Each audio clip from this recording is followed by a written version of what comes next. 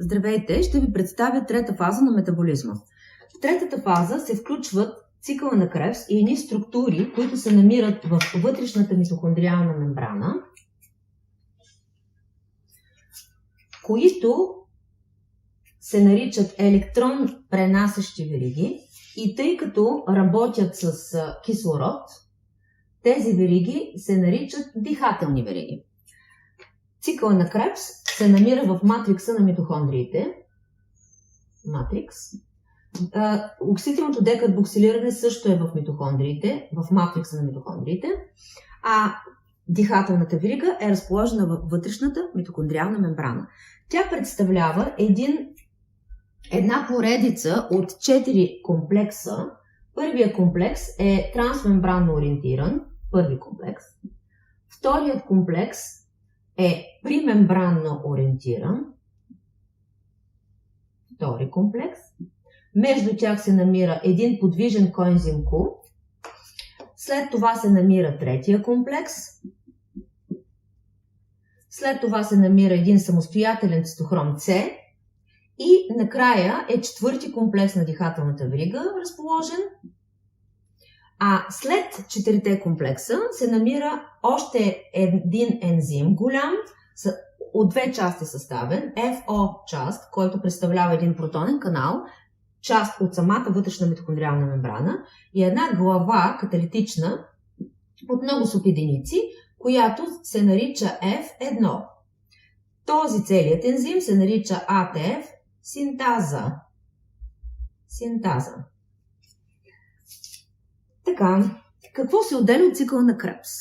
Каква е ролята на цикъла на Кребс? От цикъла на Кребс се отделят на две места въглероден диоксид. Отделя се на едно място, едно АТФ на субстратно ниво.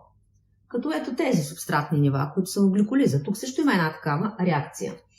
Също така се отделят 3 молекули над H и една молекула FADH. Така. Каква е ролята на цикъла на Кребс? Представете си, че имате автомобил. За да се задвижи, му трябва гориво. За да имате гориво, ви трябва бензиностанция. Цикъла на Кребс е бензиностанцията за нашите клетки. Той е главният доставчик на горивото за този автомобил, който трябва да се задвижи и накрая да произведе енергия. За да стане това, горивото на дихателната верига е водород. Този водород са главните, които се използват за дихателната верига. Но има и още много други малки бензиностанции, които доставят водород. Това са този водород. Това е и този водород с една особеност обаче, тъй като виждаме, че е в цитозол. Какво представлява дихателната верига и как този водород се доставя до нея? Дихателната верига, комплексите ѝ са всъщност 4 големи ензима. И тъй като единствените реакции, от които се получава енергия, са оксидоредуктазни, това всъщност са 4 оксидоредуктази, но големи оксидоредуктази с много субединици.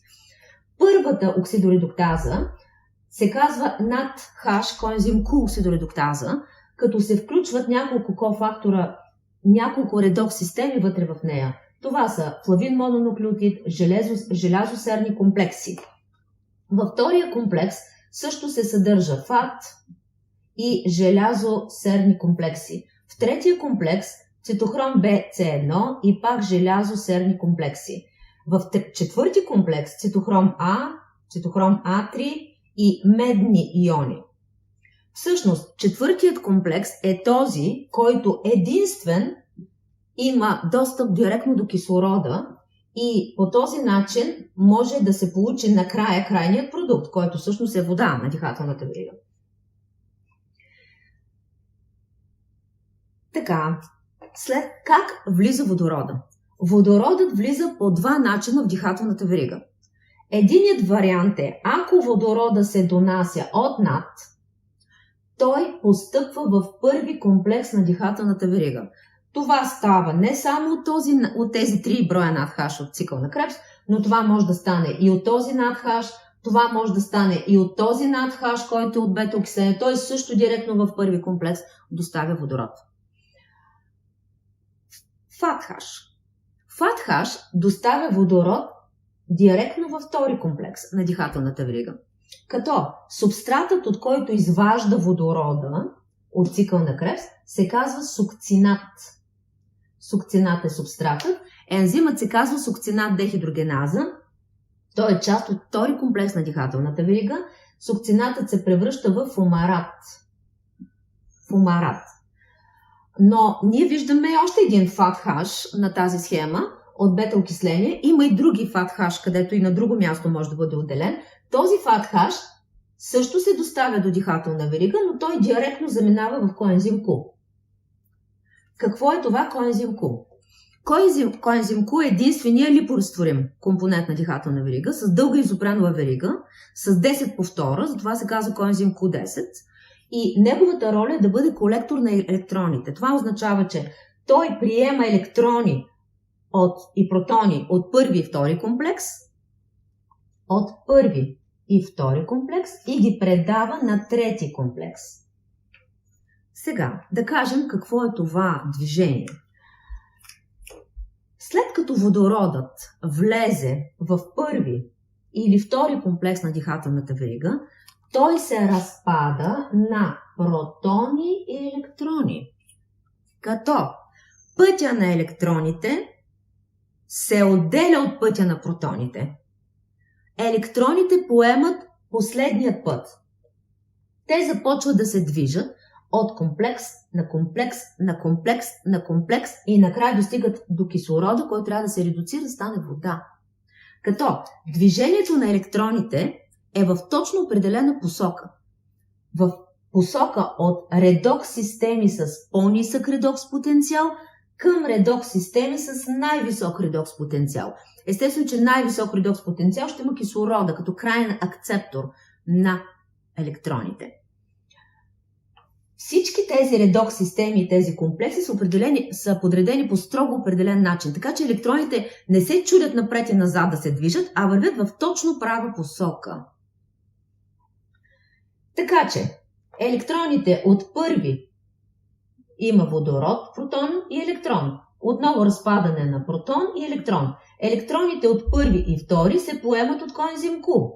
След това коензим Q ги дава на трети. След това от трети комплекс те отиват към цитохром С. След това от него отиват към четвърти комплекс и накрая с кислород и протони се формира молекула вода. Обаче, какво става с протоните? От това движение на електроните се отделя енергия, благодарение на която става възможно изпомпване на протони в междумембранното пространство. Ето това отдолу е междумембранно пространство. Като тези протони от първи комплекс се изпомпват в междумембранното пространство. Втори комплекс, при движението на електроните тук не се отделя достатъчно енергия, за да стане изпомпване. Затова тук няма изпомпване от втори, има изпомпване от трети комплекс и от четвърти комплекс. Като от първи се изпомпват 4 протона, от втори 4 протона, от четвърти 2 протона. Така, по този начин, тези първи, трети и четвърти комплекси се наричат протонни помпи. И започва масирано изпомпване на протони в междумембранното пространство. Създават се два градиента. Единият се нарича протонен градиент. Тоест, протонния градиент или pH градиента включва изключително много положителни заряди от външната страна на вътрешната митохондриална мембрана, много повече отколкото от вътрешната страна. Така че, освен това, електрична компонента заради плюсовете отвънка и минусите отвътре, които се формират от хидроксилни аниони, които остават в матрикса на митохондриите. Така се създава мощен електрохимичен градиент. Електрохимичен градиент. Така, След това остава да кажем как се синтезира самото АТФ, т.е. как работи накрая АТФ синтазата. Това вече лежи в основата на така наречената хипотеза на Митчел. Той казва няколко неща. Първото нещо, което казва е, че вътрешната митохондриална мембрана е непропусклива за протони. Тоест, един път излязли в междумембранното пространство, чрез тези помпи, те не могат да се върнат обратно, през нея. Но състава много силен еритрохимичен градиент, много силно нагнетяване на протони отвън. И единственият начин да се върнат обратно е само един, а това е през FO на АТФ синтазата, който се оказва, че е канал за протони. Така че протоните нахлуват през FO на АТФ синтазата, а FO се състои от много субединици С, се казват, които започват да се въртят. Това се завърта, от това въртене и нахлуване на протони от много висок градиент към по-малко количество става отделяне на енергия, благодарение на която АДФ се фосфорилира с един неорганичен фосфат и се синтезира АТФ. Така работи дихателната верига.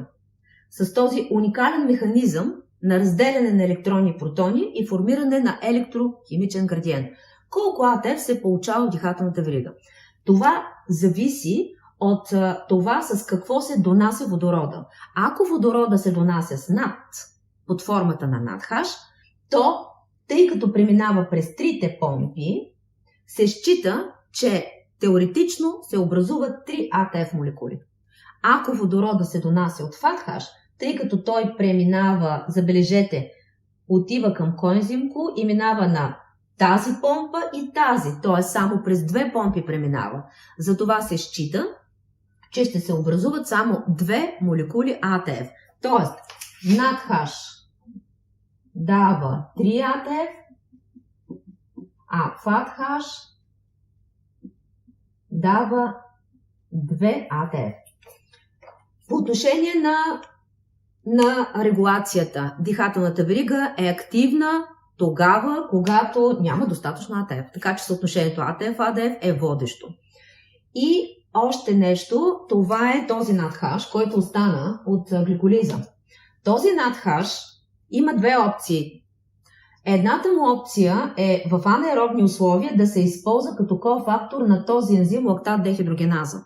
Когато обаче има аеробни условия, казахме, че пируватът продължава в ацетил-CoA и преминава през всичкото това разграждане, така че глюкозата ще направи пълно разграждане до два крайни продукта. Това са въглероден диоксид и вода.